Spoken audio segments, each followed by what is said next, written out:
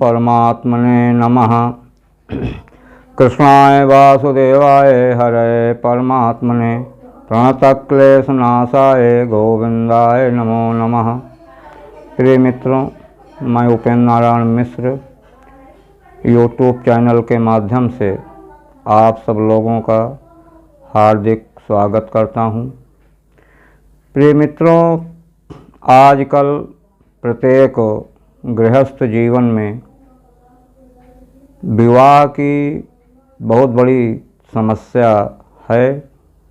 चाहे किसी का लड़की हो चाहे लड़का हो, जन्म कुंडली के विचारांश से ही विवाह करना उचित माना गया है। तो विवाह में सबसे बड़ी जो समस्या प्रत्येक पिता को झेलना पड़ता है, यदि लड़का या लड़की की कुंडली में आजकल जो मंगली दोष का प्रचलन बहुत व्यापक हो गया है, लोग इससे बहुत घबरा जाते हैं, परेशान हो जाते हैं। तो बहुत ज़्यादा इस विषय में घबराने की ज़रूरत नहीं है। हमारे धर्मशास्त्रों में अनेक प्रकार के विधि विधान भी बताए गए हैं। तो आज हम इस मंगल दोष के विषय में चर्चा करेंगे कि यह मांगलिक दोष कुंडली में कैसे होता है। कुंडली का जो चक्र होता है उसमें 12 भाव होते हैं, 12 खाने होते हैं। तो जब सबसे ऊपर का खाना होता है उसको हम नंबर 1 ही गिनते हैं। तो इस प्रकार से 1 से लेकर के 12 तक आप गिनती करते चले जाएंगे। तो लेकिन जो ऊपर का सबसे बड़ा खाना है उसको हम संख्या उसमें चाहे जो भी लिखी हो, 1 से 12 तक की संख्या हो सकती है, लेकिन उसको हम एक ही मानेंगे। मान लीजिए किसी की कुंडली में 1 लिखा है तब तो 1 ही से शुरू होगा। यदि मान लीजिए किसी की कुंडली में 2, 3, 4 इत्यादि जो भी संख्याएं लिखी हुई हैं, लेकिन उनको हम प्रथम स्थान ही उसको मानेंगे, 1 ही स्थान मानेंगे। तो कुंडली में 5 स्थानों पर यदि मंगल ग्रह बैठे हुए हैं तो वह कुंडली मांगलिक दोष मानी जाती है। वो 5 स्थान कौन कौन से हैं? पहला भाव, चतुर्थ भाव, सप्तम भाव, अष्टम भाव और द्वादश भाव।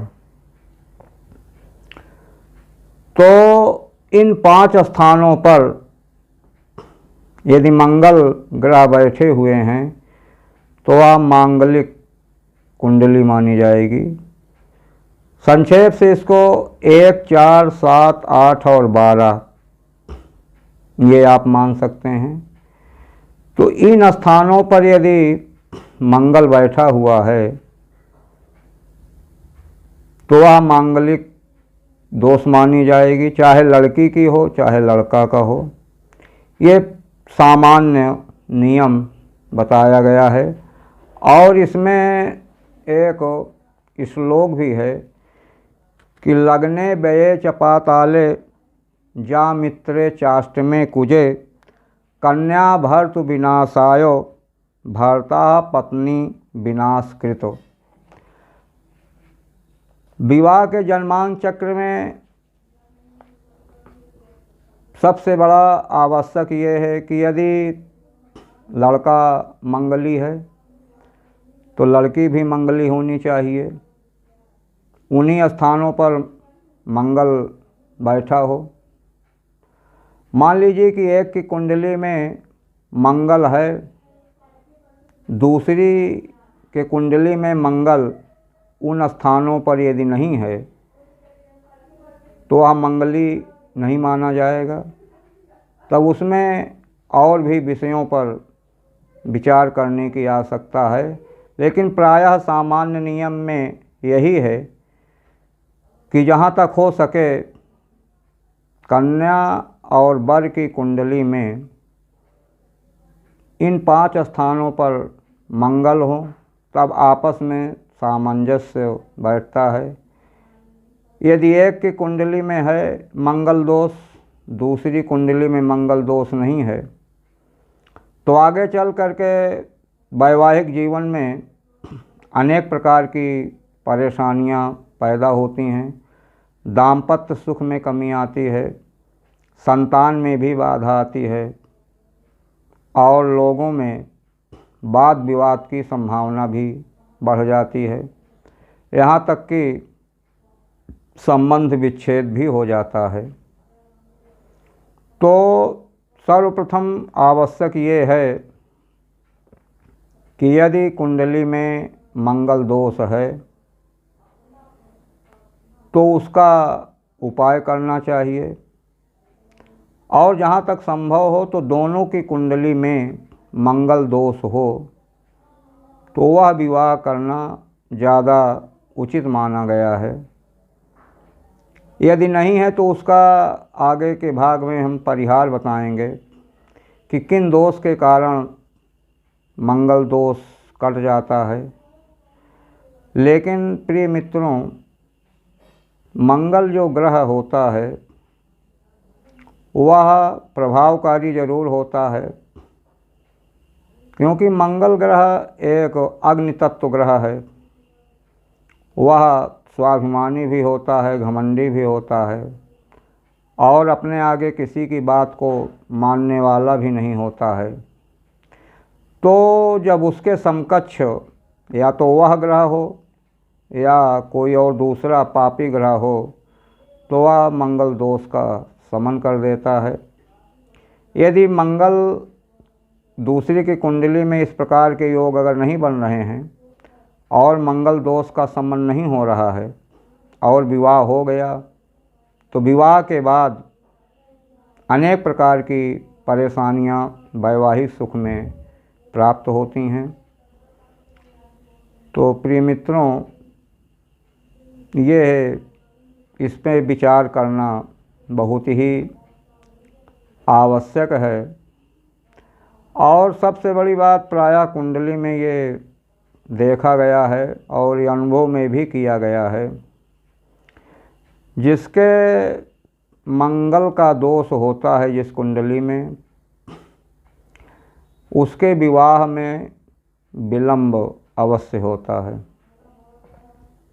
जो आजकल प्रायः ये लोग भ्रांतियां फैला रहे हैं समाज में कि 28 वर्ष के बाद मंगल का दोष समाप्त हो जाता है। ऐसा नहीं है, ये अनुचित है। 28 वर्ष के बाद मंगल दोष कभी समाप्त नहीं होता है, ये उनका भ्रम है। कहीं किसी शास्त्रकार ने, विद्वान ने कहीं इसका उल्लेख नहीं किया है कि 28 वर्ष के बाद मंगल दोष समाप्त हो जाता है। वहाँ पर शास्त्रकारों ने ये कहा है कि 28 वर्ष के बाद विवाह का योग बनता है। विवाह में विलंब होता है, विवाह में अनेक प्रकार की अड़चनें, परेशानियाँ ये सब आती हैं। लेकिन ये कहिए कि 28 वर्ष के बाद मंगल दोष पूर्ण रूपेण समाप्त हो जाता है, बिना मंगली के साथ विवाह करना उचित होगा, तो ये नितांत गलत है। ये केवल एक लोग अपने से मनोकल्पित विचार समाज में प्रस्तुत करते हैं। तो मंगल का जो दोष है वो कुंडली में हमेशा व्याप्त रहता है। विचार करने की आवश्यकता है कि जहाँ पर मंगल जिस स्थान पर बैठा हुआ है, क्या कुंडली से वह मंगल हट जाएगा? कभी नहीं हटेगा। मंगल तो जहाँ पर बैठा हुआ है, जिस स्थान पर बैठा हुआ है, वह तो बना ही रहेगा। तो फिर कहाँ से ये उचित है कि मंगल दोष समाप्त हो जाएगा 28 वर्ष के बाद? तो मेरा मानना ये है, और विद्वानों का भी ये विचार है, शास्त्रों का मत है कि 28 वर्ष के बाद मंगल दोष कभी समाप्त नहीं होता है। मंगल दोष हमेशा व्याप्त होता है। केवल ये विवाह तक ही विघ्न बाधाएं पैदा करते हैं। तो उसी के समकक्ष विचार करना चाहिए। लड़का और लड़की की कुंडली में दोनों के मंगल उसी स्थान पर हों।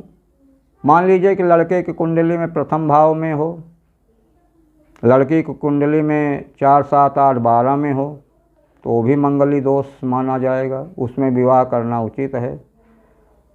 तो इन 5 स्थानों पर दोनों की कुंडलियों में यदि मंगल ग्रह है तो वह आवश्यक माना जाएगा। और इस पे विचार करना बहुत ही आवश्यक है। जैसा कि लोग इसमें बहुत ही भ्रम में पड़े हुए हैं, तो इसमें घबराने की आवश्यकता नहीं है। कोई इतना खराब प्रभाव नहीं डालता है। हाँ, यदि सप्तम स्थान का मंगल है किसी कुंडली में तो वह ज़्यादा अनिष्टकारी होता है। चाहे लड़की की कुंडली में हो चाहे लड़के की कुंडली में हो, सप्तम भाव का मंगल ज़्यादा कष्टकारी होता, अनिष्टकारी होता है। तो इसलिए दोनों की कुंडलियों में विचार करने के बाद ही यह निर्णय लेना चाहिए कि विवाह करना उचित है कि नहीं है। प्रिय मित्रों, ये तो मंगल के दोष का सामान्य नियम बताया गया है। आगे हम चर्चा करेंगे इसी विषय पर कि मंगल दोष किन कारणों से, किन परिस्थितियों में वह दोष समाप्त हो जाता है। तो आज तक बस प्रिय मित्रों यहीं तक। फिर अगली कड़ी में आपसे मुलाकात होगी। धन्यवाद।